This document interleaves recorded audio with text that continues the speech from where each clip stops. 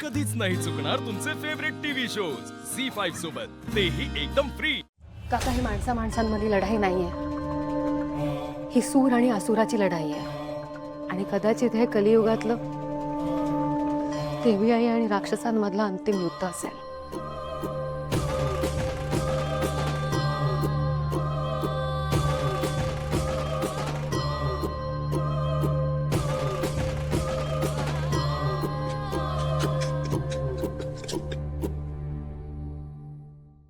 माफ करा मला,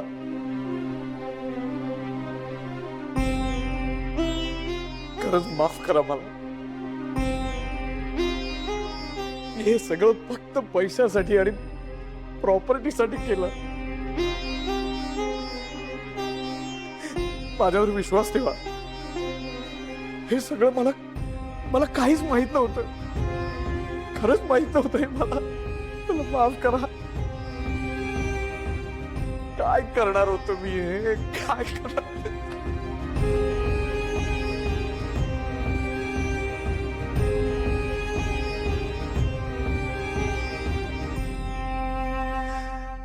लहानपणापासूनच आपल्या घरात दादाचे खूप लाड व्हायचे।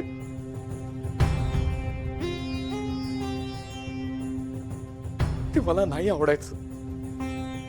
मोठं झाल्यानंतर बिझनेस मध्ये दादाने खूप प्रगती केली, त्याचं प्रस्थ वाढायला लागलं।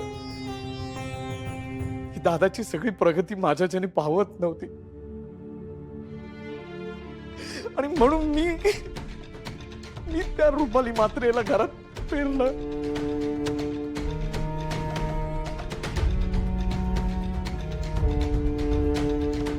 ती नर्स म्हणून आपल्या घरात आलेली असली तरी तो सगळा माझा प्लॅन होता। मी तिला घरात आणलं होतं, कारण फक्त एकच, माझ्या या शेखर दादाला मला उद्ध्वस्त करायचं होतं। त्याच्या आणि ममता वहिनीच्या सुखी संसाराला मला गालबोट लावायचं होतं। काय करून बसलो मी हे। पण नंतर मात्र ती रुपाली मात्रे तिच्या मनाला येईल तसं वागायला लागली। तिने माझ्या समोर माझ्या ममता वहिनीचा खून केला, माझ्या समोर ममता वहिनीला मारलं, आणि मी काही करू शकलो नाही।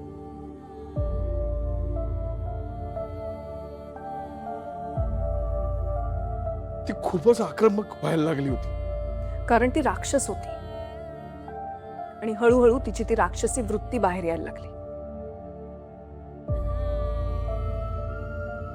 फक्त माझ्या स्वार्थासाठी मी त्या विरोचक राक्षसाला आपल्या घरात घेऊन आलो,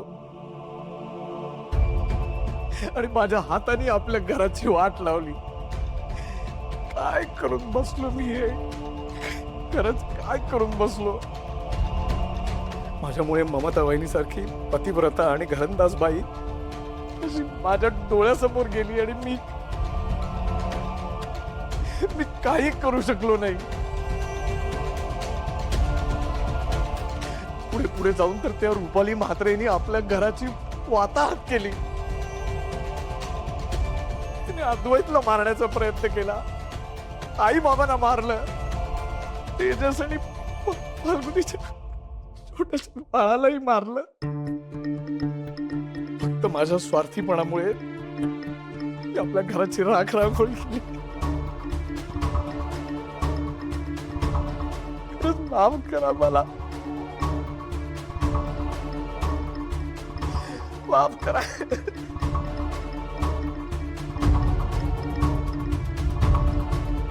ते तर तू जेवढा दोषी आहेस तेवढा मी सुद्धा आहे।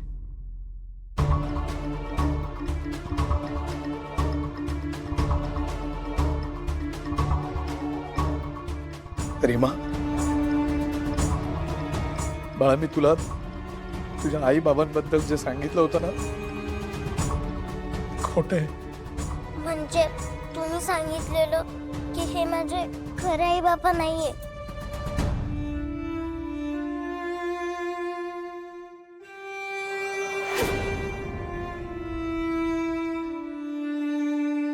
माझे खरे आई बाबा ऍक्सिडेंट मध्ये गेले.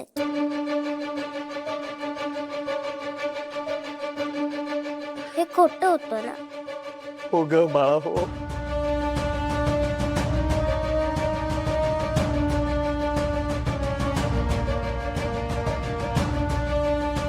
अद्वैत आणि नेत्राच तुझे खरे आई बाबा आहेत.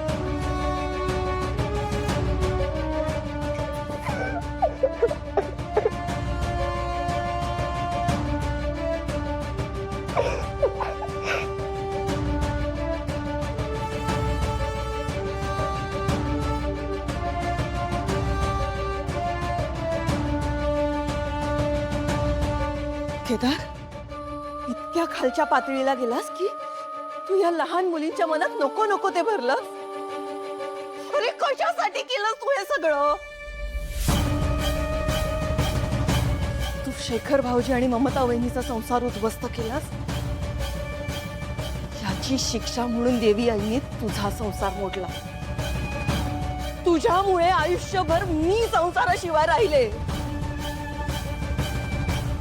आणि तुझ्यामुळे आपल्या दोघांना देवी आईने शाप दिला. मी तुला कधीच माफ करणार नाही, कधीच नाही.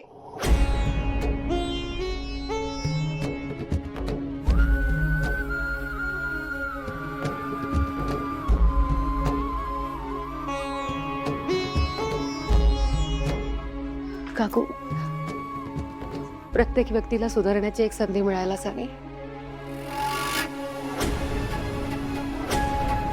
तुम्ही आज जर काकांना माफ नाही केलं ना तर ते कधीच एक चांगली व्यक्ती म्हणून आयुष्य नाही जगू शकणार.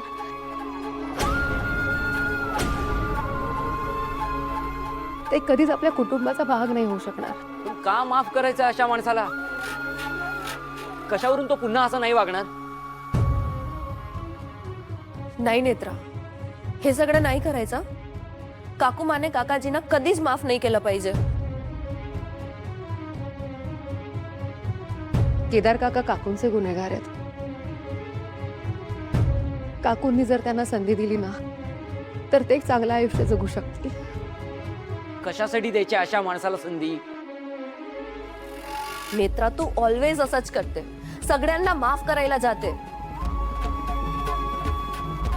पण या माणसासाठी एवढा मोठा मन नाही दाखवायचं. नेत्रा, तुला नेहमी चांगुलपणा दाखवतेस, पण लोक ना त्याचा गैरफायदा घेतात. अस्तिकाच्या वेळी काय झालेलं आठवतंय ना? भाऊजी पण तेव्हा अद्वैत, काय चाललंय? कोणीतरी समजावा हिला प्लीज.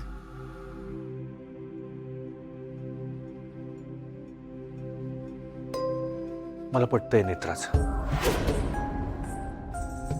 काकाला सुधारण्याची एक संधी द्यायला हवी आपण. आणि नेत्राने आजपर्यंत या घरासाठी जे निर्णय घेतले ते योग्यच ठरले. Trust her. अद्वैत, तू खूप इमोशनल होऊन विचार करतोयस. प्लीज, हा माणूस काय ते बघ जरा एकदा. झी 5 ॲप डाउनलोड करा आणि पहा सर्व एपिसोड्स एकदम फ्री.